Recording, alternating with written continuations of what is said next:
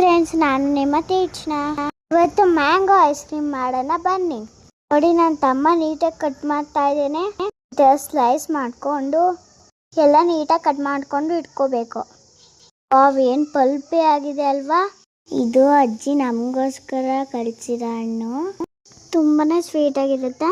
ನೀಟಾಗಿ ಈ ಥರ ಮಿಕ್ಸಿ ಜಾರ್ಗೆ ಹಾಕೊಂಡು ಈಸಕ್ಕೆ ಪೇಸ್ಟ್ ಮಾಡ್ಕೋಬೇಕು.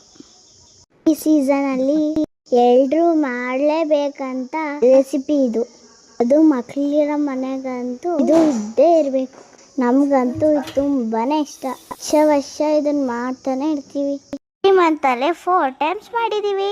ಮ್ಯಾಂಗೋನ ನೈಸಾಗಿ ಪೇಸ್ಟ್ ಮಾಡಿಕೊಂಡು ಕಂಡಷ್ಟು ಮಿಲ್ಕ್ನ ಆ್ಯಡ್ ಮಾಡ್ಕೋಬೇಕು. ನೆಕ್ಸ್ಟ್ ಫ್ರೆಶ್ ಕ್ರೀಮ್ನ ಹಾಕೋಬೇಕು.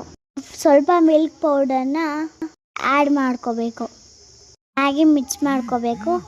ಚೂರು ಗಂಟಿಲ್ಲದೆ ನಾನೊಂದ್ಸಲ, ನಮ್ಮ ತಮ್ಮ ಒಂದ್ಸಲ ಗಿರ ಅನ್ನಿಸ್ತಾ ಇದ್ದೀವಿ. ಏನೋ ಒಂಥರ ಖುಷಿ. ನೋಡಿ ಎಷ್ಟು ನೈಸಾಗಿ ಆಗಿದೆ ಅಲ್ವಾ. ನೀಟಾಗಿ ಮಿಕ್ಸ್ ಮಾಡಿಕೊಂಡು ಒಂದು ಕಂಟೈನರ್ಗೆ ಹಾಡ್ಕೋಬೇಕು. ಎಷ್ಟು ಇದನ್ನ ಫ್ರೀಜಲ್ಲಿ ಇಟ್ಬಿಡ್ಬೇಕು. ಎಲ್ಲ ಕಂಪ್ಲೀಟ್ ಆಗಿ ಐಸ್ ಆಗಿರುತ್ತೆ. ತೆಗೆದ್ಬಿಟ್ಟು ತಿಂತಾ ಇರೋದಷ್ಟೇ. ಅಡ್ಡ ಅವಾಲೆ ಖಾಲಿ ಮಾಡಾಕಿದೀವಿ.